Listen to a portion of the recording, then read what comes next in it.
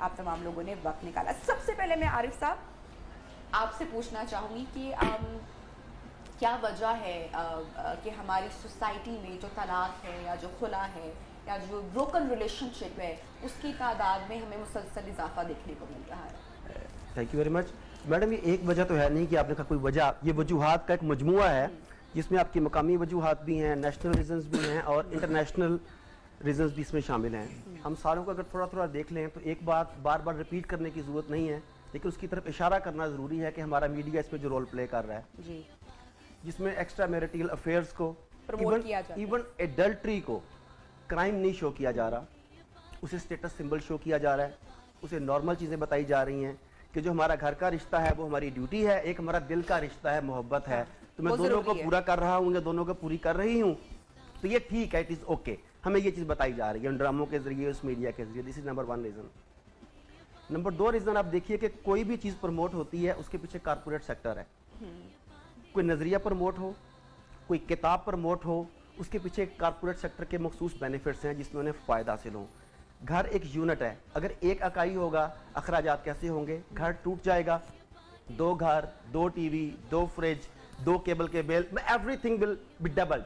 अच्छा, अब corporate sector को फायदा किस में है? आपने भी तारुफ कराया, हमारे नफ्सियात बैठी हैं हमारे साथ, this is not for you, लेकिन वैसे बता रहा हूँ इनका फायदा किस सूरत में है। अगर घरों में सुकून हो, डिप्रेशन का मरीज नहीं होगा, साइकोलॉजिकल इश्यूज नहीं होंगे, ब्लड प्रेशर का मरीज नहीं होगा, फार्मा इंडस्ट्री कैसे ग्रो करेगी? इन सारी डिपार्टमेंट्स को ग्रो करने के लिए जरूरी है कि फैमिली को सप्रेट किया जाए, बच्चे भी परेशान होंगे।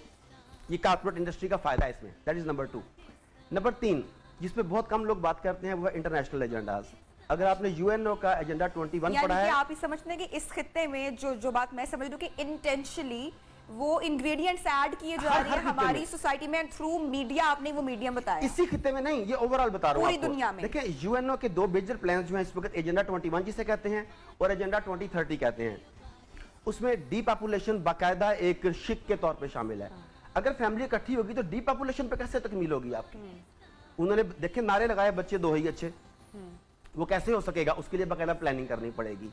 अब देख रहे हैं कि LGBT, lesbian, gay, transgender and bisexual, बाकायदा इनकी तंजीमें बना के सफारतखानों के जरिए इन्हें प्रमोट किया जा रहा है और इसके ऊपर बाकायदा प्रॉपर काम हो रहा है। इस पे डॉक्यूमेंट्रीज बन रही हैं, इस पे इन्फ्लुएंसर्स को लिया जा रहा है, बड़े बड़े स्टार्स, एक्टर्स को लिया जा रहा है, फिल्में बन रही हैं। और जब आपकी मतलब कि मैं समझती हूँ कि जब हमारे यहाँ वो ड्रामा लग जाता है या फिल्म में एक चीज को ओके कर दिया जाता है, दैट मीन्स कि हमारी सोसाइटी उसकी अडॉप्शन की तरफ ऑन कर लेती है ना। और ये इंडिया में तो हो चुका है और अनकरीब हमारे मुल्क में भी ये चीजें, जहां भी कुछ अहम ममालिक के सफारत खानों में इनकी मीटिंग्स हुई हैं, उनके इजलास करवाए गए हैं। अच्छा, जब आप गेज को या लेस्बियन को, ट्रांसजेंडर्स के रिश्ते को ऑन कर लेंगे, वंस अगेन डीपॉपुलेशन की तरफ आपका काम हो जाएगा। देखें, आबादी कम करने के लिए आप एक $35 मिलियन का मिसाइल मार के 5 बंदे मारते हैं, तो $35 मिलियन अगर वैसे इन्वेस्ट किए जाएं तो 35 मिलियन बच्चे पैदा होने बंद हो जाते हैं। आरिफ साहब, मैं आपको एक बात बताऊं कि यहाँ पर उन लोगों को इन्वॉल्व किया जा रहा है जिनको कोई नहीं जानता और उनसे काम लिया जाता है। जैसे कि मैं यहाँ पे एक छोटा सा किस्सा सुनाना चाहूंगी आपको कि एक दिन मुझे मेरे कजन की call I and he is a photographer, और उसने मुझे कॉल करके कहा कि मैं तुम मेरी कज़न हो और तुम मीडिया में काम करती हो और आपकी बड़ी लिबरल सोच है और आप चीज़ों को अंडरस्टैंड करते हो, तो मैं इसलिए आपसे खुलकर बात मैं कर सकता हूँ, तो क्या मैं बात कर सकता हूँ आपसे? मैंने कहा जी करो। उसने बोला कि आपका क्या ख्याल है कि जो ये बाइसेक्सुअल और जो आपने बात अभी की एलजीबीटी की, उसने मुझसे पूरी बात की कि तुम्हारा इस बारे में क्या ख्याल है? मैंने कहा व्हाट डू यू मीन कि मेरा इस बारे में क्या ख्याल है? कहता है कि नहीं, मुझे बड़ी कंफ्यूजन होती है बहुत सारी चीज़ों को लेकर कि ऐसा होना चाहिए या नहीं होना चाहिए। मैंने कहा तो मुझसे खुल के बात करो कि तुम्हारा एम क्या है।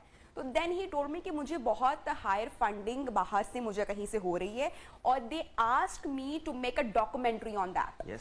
और जब वो लोग ऐसे लोगों को टारगेट करेंगे, अप्रोच करेंगे जो कि मनी के लिए इस पे डॉक्यूमेंट्री करेंगे और डॉक्यूमेंट्री की रीच कहां तक जाएगी, तो इवेंचुअली हम हमारी सोसाइटी को, जो आप वाली बात है, उसको चेंज कर सकते हैं। क्योंकि बहुत सारे लोग देखेंगे, उससे बहुत कुछ सीखेंगे भी, कुछ उसके हक में जाएंगे, कुछ उसके हक में नहीं जाएंगे। सो दिस इज वो टॉक ऑफ द टाउन बन जाएगी बात। जब वो टॉक बन जाएगी तो फिर वो ज़हनों में जन्म लेगी, उसके बाद आप उसकी फिजिकल एग्जिस्टेंस भी देखेंगे। ठीक है, अब जरा हम आगे बढ़ते हैं और माहिर नफ्सियात साहिबा को मैं ऐड करना चाहूंगी, जहांआरा साहिबा को।